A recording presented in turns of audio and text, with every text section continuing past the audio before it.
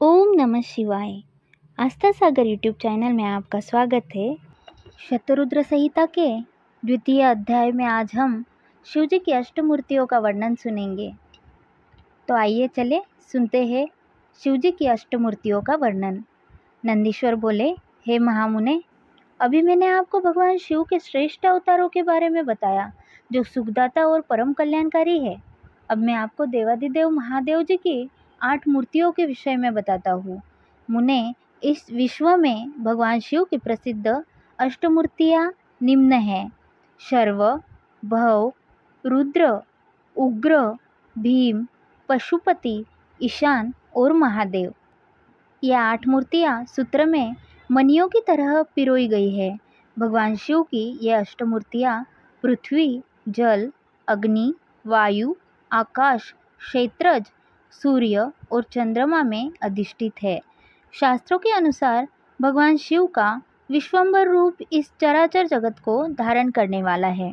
उन्हीं का भव रूप सलीलात्मक एवं समस्त जगत को जीवन प्रदान करने वाला है और संसार का पालन करता है एवं उसे चलाता है। यही तीसरी मूर्ति का उग्र रूप है। महादेव जी के आकाशात्मक रूप को भीम कहते हैं, जिससे राज समुदाय का भेदन होता है। भक्तवत्सल भगवान शिव का पशुपति रूप आत्माओं का अधिष्ठान करने वाला, संपूर्ण क्षेत्र में निवास करने वाला है। यही पशु एवं जीवों के पाश को काटने वाला है। महादेव जी का इस संसार को प्रकाशित करने वाला सूर्य रूप ईशान है और यही आकाश में फैला हुआ है। भगवान शिव का अमृतमयी रश्मियों वाला तथा संसार को तृप्त करने वाला रूप महादेव के नाम से पुकारा जाता है। आत्मा देवादिदेव भगवान शिव का 8वां मूर्ति रूप है और अन्य मूर्तियों की व्यापिका है। भगवान शिव के इस अष्टमूर्ति स्वरूप के कारण ही पूरा संसार शिवमय है। जिस प्रकार पौधे को पानी से सींचने से शाखाएं एवं फूल पुष्पित होते हैं, उसी प्रकार शिव स्वरूप से यह विश्व परिपुष्ट होता है। जिस प्रकार पिता पुत्र को देखकर हर्षित होता है, उसी प्रकार इस जगत के पिता भगवान शिव भी अपने भक्तों को हर्षित और प्रसन्न देखकर संतुष्ट होते हैं और उन्हें आनंद की प्राप्ति होती है। इसलिए हमें सदैव भक्ति भाव से उनकी प्रसन्नता हेतु कार्य करना चाहिए।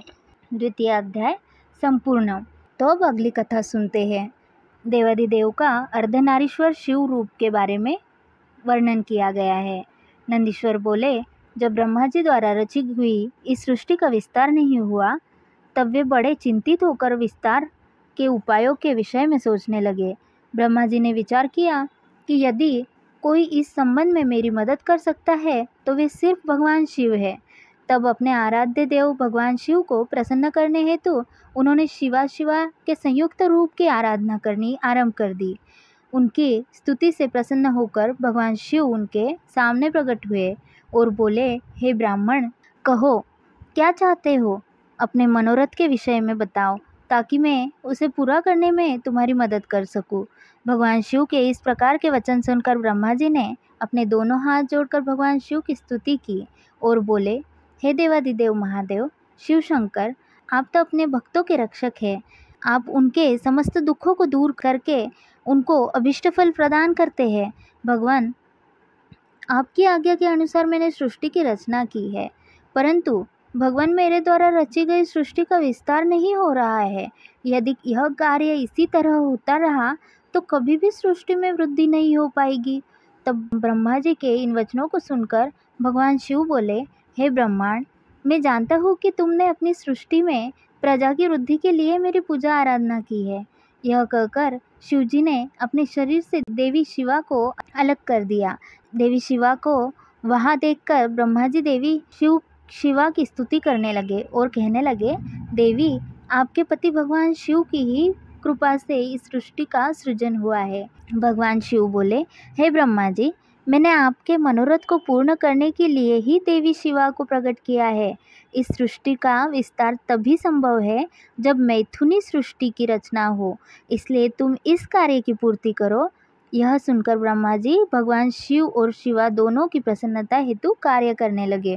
ब्रह्मा जी बोले, हे देवी, सृष्टि के आरंभ में आपके पति देवादिदेव भगवान शिव ने ही मेरी रचना की थी और मुझे सृष्टि की रचना करने का आदेश दिया था, जिसके फलस्वरूप मैंने अनेक पुरुषों की रचना की, परंतु इतना करने पर भी उनकी वृद्धि संभव नहीं हो सकी। इसलिए माते, मैं अपनी प्रजा की वृद्धि हेतु आपकी शरण में आया हूँ।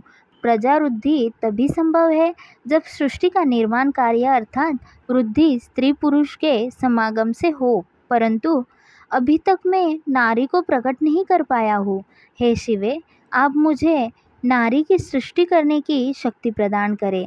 हे सर्वेश्वरी, हे जगत जननी, मेरे कार्य की सिद्धि हेतु आप मेरे पुत्र दक्ष की पुत्री के रूप में जन्म लीजिए। ब्रह्मा जी की प्रार्थना को मानते हुए देवी जगदम्बा ने दक्ष की पुत्री होना स्वीकार कर लिया। यह कहकर देवी शिवा ने भगवान शिव के शरीर में प्रवेश कर लिया। तत्पश्चात शिव शिवा वहाँ से अंतर्धान हो गए। तभी से शिव शिवा का अर्धनारीश्वर रूप विख्यात हुआ और इस संसार में स्त्री जाति की रचना संभव हुई। यह अर्धनारीश्वर स्वरूप वर्णन अत्यंत आनंददायक एवं मंगलकारी है। अध्याय 3 समाप्त। अगली कथा हम अगले अध्याय में सुनेंगे। तब तक के लिए ओम नमः शिवाय। ओम नमः शिवाय।